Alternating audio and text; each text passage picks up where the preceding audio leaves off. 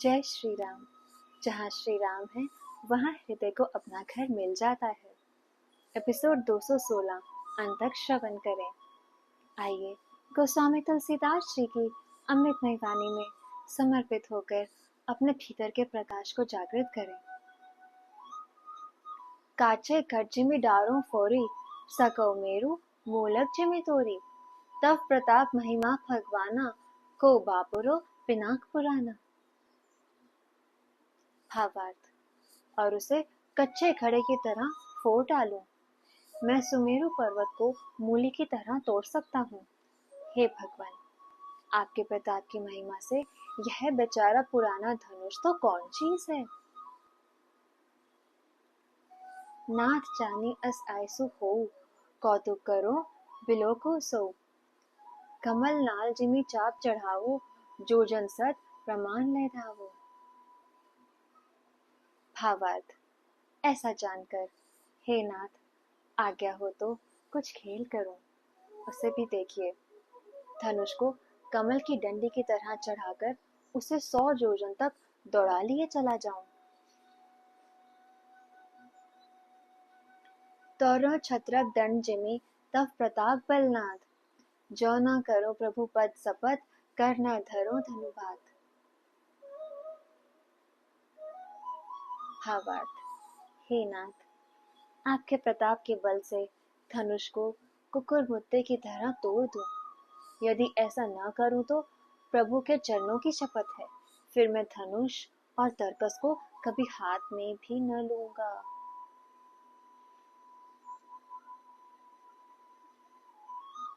लखन सको बचन जे बोले, डगमगानी मही दिग्गज डोले। सकल लोक सब भूप डेराने, सिए हिए हर्षु जन को सकुचाने। भावार्थ, ज्यों ही लक्ष्मण जी क्रोध भरे वचन बोले कि पृथ्वी डगमगा उठी और दिशाओं के हाथी कांप गए। सभी लोग और सब राजा डर गए। सीता जी के हृदय में हर्ष हुआ और जनक जी सकुचा गए।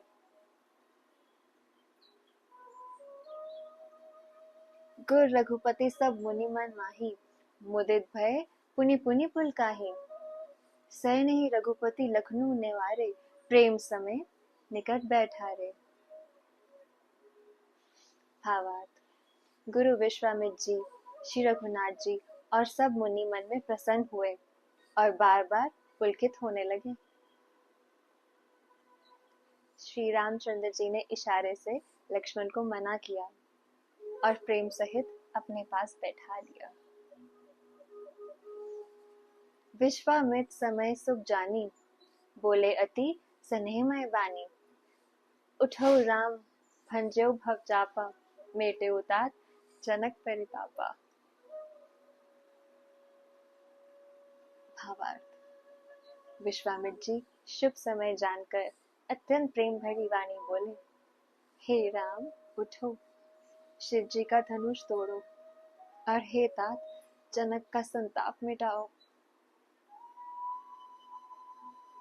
सुनि गुरु बचन चरण सिरुनाया, हर्षु विषादु न कछु उर आया।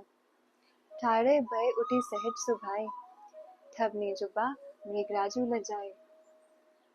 भावार्थ, गुरु के वचन सुनकर श्री राम जी ने चरणों में सिर नवाया।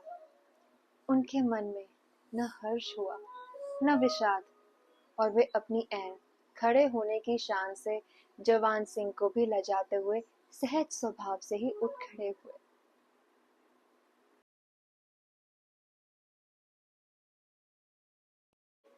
कभी कभी जीवन की सबसे बड़ी विजय शक्ति दिखाने से नहीं, शांत रहने से प्राप्त होती है। या शायद भगवान हमें पहले अपने भीतर स्थिर होना सिखाते हैं और फिर संसार को बदलने भेजते हैं। जय श्री राम। प्रिय साधकों, श्री राम के प्रेमियों और श्री रामचरितमानस के अमृत का पान करने वाले सभी भक्तों का हृदय से स्वागत है। आज हम मिथिला की उस दिव्य सभा में प्रवेश करेंगे जहाँ केवल एक धनुष नहीं रखा था, वहाँ मनुष्य और ईश्वर के मार्ग का अंतर भी रखा था। यदि संभव हो कुछ क्षणों के लिए अपनी आंखें बंद कर लीजिए, गहरी सांस लीजिए और अनुभव कीजिए। रात सभा मौन है, ऋषि प्रतीक्षा में है, राजा अपनी प्रतिष्ठा के साथ बैठे हैं। जनक जी का हृदय एक अनकही प्रार्थना बन चुका है। सीता जी की दृष्टि केवल एक ओर ठहरी हुई है और श्री राम समुद्र की तरह शांत। ऐसा मौन जिसमें संपूर्ण सृष्टि विश्राम करना चाहे।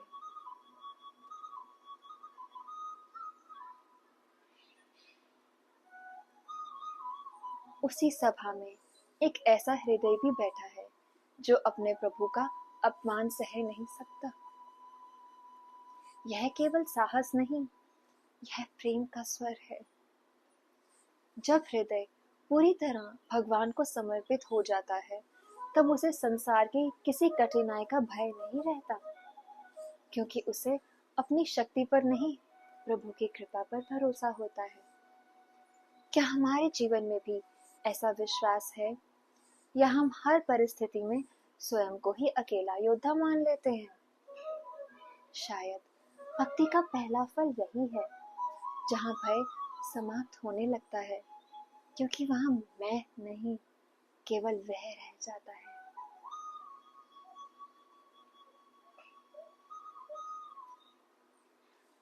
और तभी उस प्रेम में एक अद्भुत घोषणा जन्म लेती है। परंतु ध्यान दीजिए, यह किसी व्यक्ति की क्षमता का अभिमान नहीं, यह उस भक्त का विश्वास है जिसने स्वयं को ईश्वर के हाथों में सौंप दिया है। जब हम अपने जीवन का भार स्वयं उठाते हैं तो छोटी सी परीक्षा भी भारी लगती है, किंतु जब वही जीवन प्रभु को अर्पित कर देते हैं तो असंभव भी हल्का प्रतीत होने लगता है। सच्चा भक्त स्वयं को बड़ा नहीं मानता, वह अपने भगवान को बड़ा मानता है, और यही भावना जीवन को चमत्कारों के योग्य बना देती है।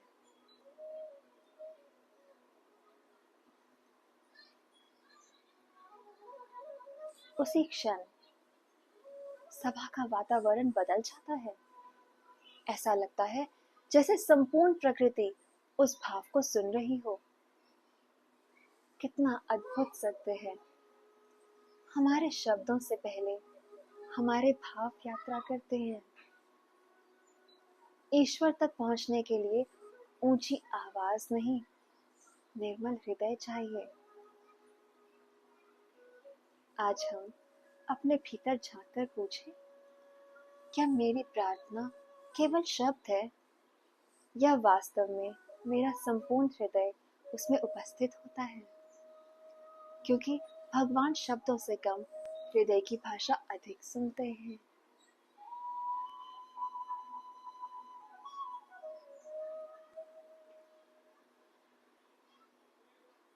और तभी श्री राम केवल एक संकेत करते हैं, कोई कठोर शब्द नहीं, कोई उपदेश नहीं, केवल एक प्रेम पूर्ण दृष्टि, और सब शांत हो जाता है। यह तो भक्ति की परिपक्वता है, जहाँ संबंध नियमों से नहीं, विश्वास से चलता है। जब हृदय प्रभु के निकट पहुंच जाता है, तब उसे लंबे उत्तरों की आवश्यकता नहीं रहती। एक संकेत और संपूर्ण जीवन दिशा बदल देता है। क्या हमने अपने भीतर इतना मौन बनाया है कि प्रभु के संकेत पहचान सकें?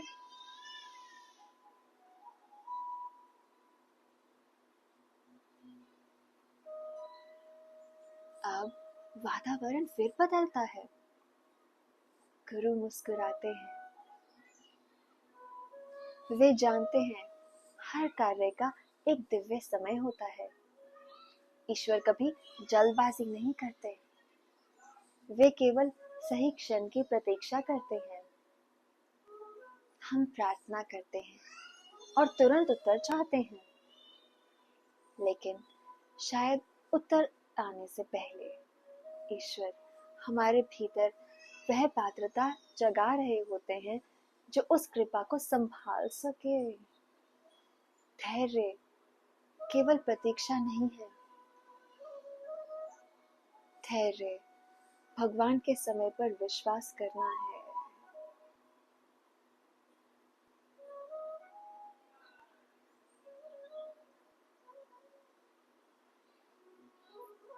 और फिर श्री राम उठते हैं, ना उत्साह का प्रदर्शन, ना किसी उपलब्धि की बेचैनी, न किसी विजय का अभिमान,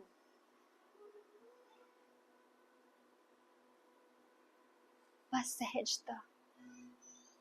यही ईश्वर का स्वभाव है, जो स्वयं को सिद्ध करने नहीं चलता, वह केवल अपना धर्म निभाता है।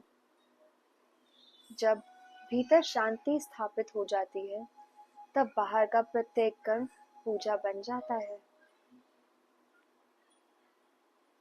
शायद आध्यात्मिक जीवन का लक्ष्य असाधारण बनना नहीं, सहज बनना है।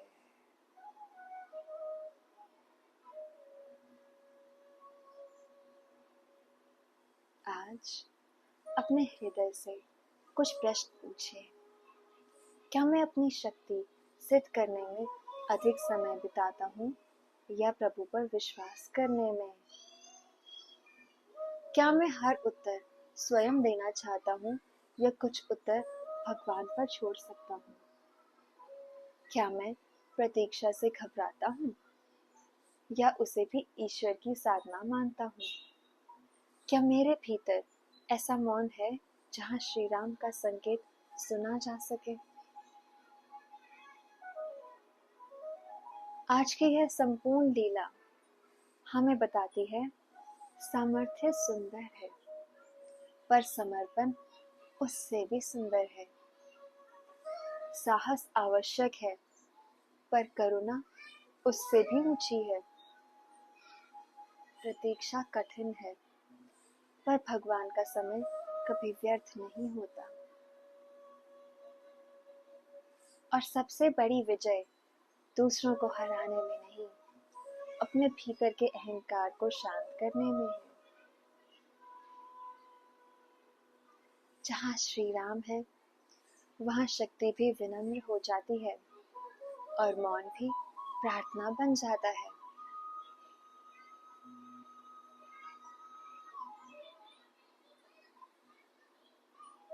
अब एक बार फिर अपनी आंखें बंद कीजिए। अपने हृदय में एक शांत प्रकाश की कल्पना कीजिए। उस प्रकाश में श्री राम विराजमान है। उनका शांत मुख, उनकी करुणामय दृष्टि, उनकी सहज मुस्कान। धीरे धीरे अपने भीतर कहिए, श्री राम। कुछ क्षण उसी अनुभव में ठहरिए। यही ठहराव, यही विश्वास, यही श्री राम है।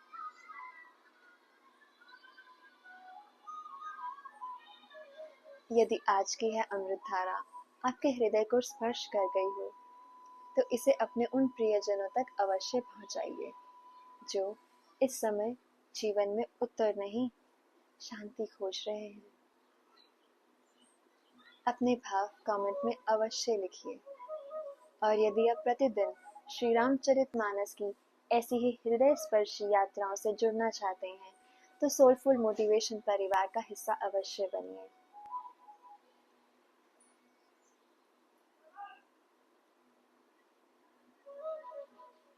श्री राम आपके मन को स्थिरता दें, आपकी प्रतीक्षा को विश्वास दें, आपके कर्मों को सहजता दें और आपके हृदय को अपना निवास बना लें।